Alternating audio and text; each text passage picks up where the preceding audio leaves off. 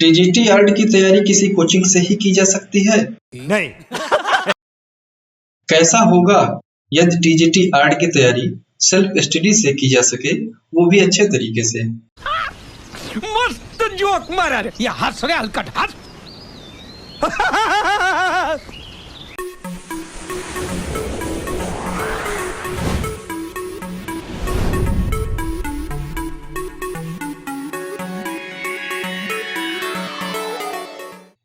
नमस्कार दोस्तों, मैं हूं अक्षय कुमार। आप सभी का अपने YouTube channel Akshay Kumar arts में स्वागत करता हूं। आप टीजीटी आर्ट की तैयारी किसी कोचिंग से करें या फिर सेल्फ स्टडी से करें, इसके लिए जो इम्पोर्टेंट है वो है इसका सिलेबस और आपका पढ़ने का तरीका। तो चलिए जानते हैं टीजीटी आर्ट के सिलेबस के बारे में। अब्बास बेटा, कला की शुरुआत प्रागैतिहासिक काल से मानी जाती है। तो सबसे पहले प्रागैतिहासिक काल को 3 भागों में डिवाइड करके पढ़ेंगे: पूर्व पाषाण युग, मध्य पाषाण युग और उत्तर पाषाण युग। इसको पढ़ने के बाद हम पढ़ेंगे प्रागैतिहासिक काल के प्रमुख स्थल के बारे में। प्रागैतिहासिक काल के प्रमुख स्थल जहां से प्रश्न पूछे जाते हैं: सिंघनपुर, पंचमढ़ी, पहाड़गढ़, होशंगाबाद, भीमबेटका, मिर्जापुर।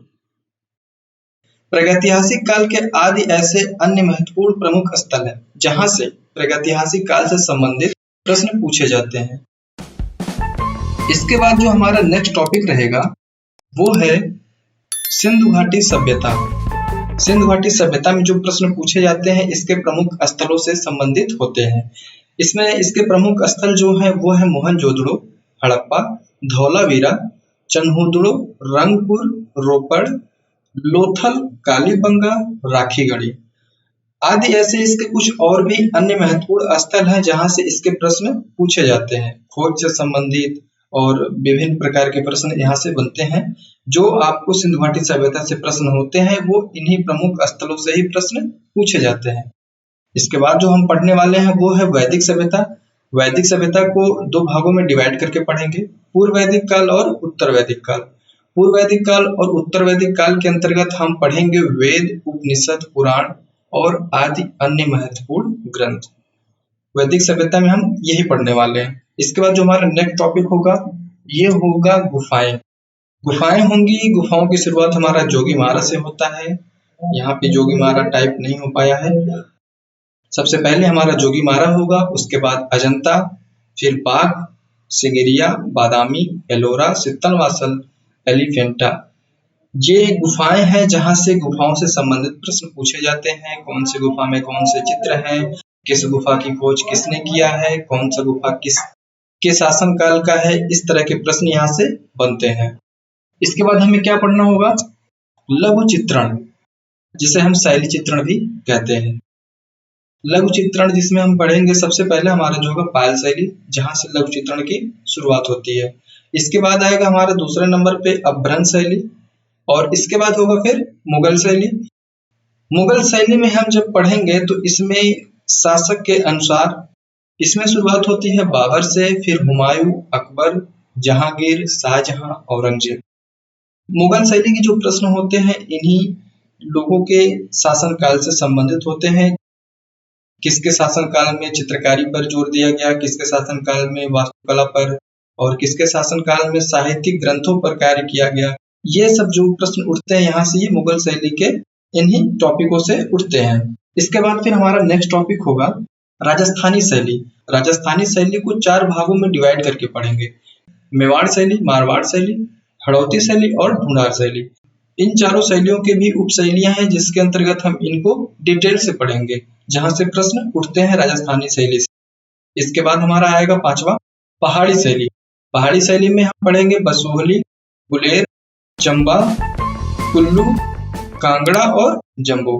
पहाड़ी शैली के अंतर्गत के जो प्रश्न उठते हैं इन्हीं टॉपिकों से उठते हैं और इस तरह से हमारा जो होगा ये लघु चित्रण भी समाप्त हो जाएगा। इसके बाद जो हमारा नया टॉपिक होगा वो होगा भारत की शैलियां।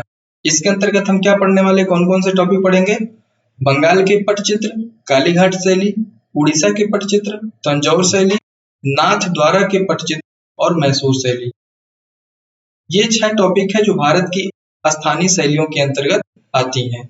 इसके बाद जो हमारा नेक्स्ट टॉपिक होगा भारत में विदेशी शासकों का आगमन। इसके बाद फिर हम पढ़ेंगे कंपनी शैली, फिर उसके बाद बंगाल का आरंभिक तैल चित्रण, कला विद्यालय एवं कला संगठन, कितने कला विद्यालयों का निर्माण किया गया, कितने कला संगठन बनाए गए। फिर इसके बाद पढ़ेंगे कलाकार, कलाकार में जो हमारा है चित्रकार, मूर्तिकार, छापाकार, इन तीनों कलाकारों को पढ़ेंगे। कलाकार एक ऐसा टॉपिक होता है जहां से 40 से 45% जो प्रश्न हमारा होता है यहाँ से आने का संभावना होता है। इसके बाद जो हमारा नया टॉपिक होगा वो होगा मूर्तिकला। मूर्तिकला में पूरा डिटेल से पढ़ेंगे। मूर्तिकला के बाद फिर पढ़ेंगे छापा कला, उसके बाद फिर रूपप्रत कला के मूलाधार, इसके अंतर्गत पढ़ेंगे कला के अंग, कला के तत्व, कला के सिद्धांत, कला से संबंधित अन्य महत्वपूर्ण टॉपिक इसके अंतर्गत हम पढ़ेंगे रूपप्रत कला के मूलाधार में। वो कलाएं जो हमें रूप प्रदान करती हैं वो सब इसके अंतर्गत आती हैं।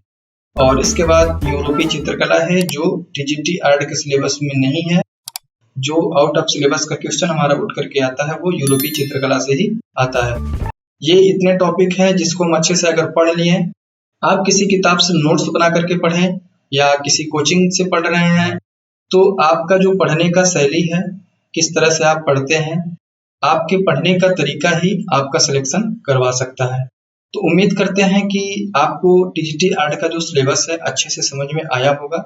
अगर आपको कोई टॉपिक नहीं समझ में आता है तो आप कमेंट करके पूछ सकते हैं। मिलते हैं फिर नेक्स्ट वीडियो में, तब तक के लिए धन्यवाद दोस्तों।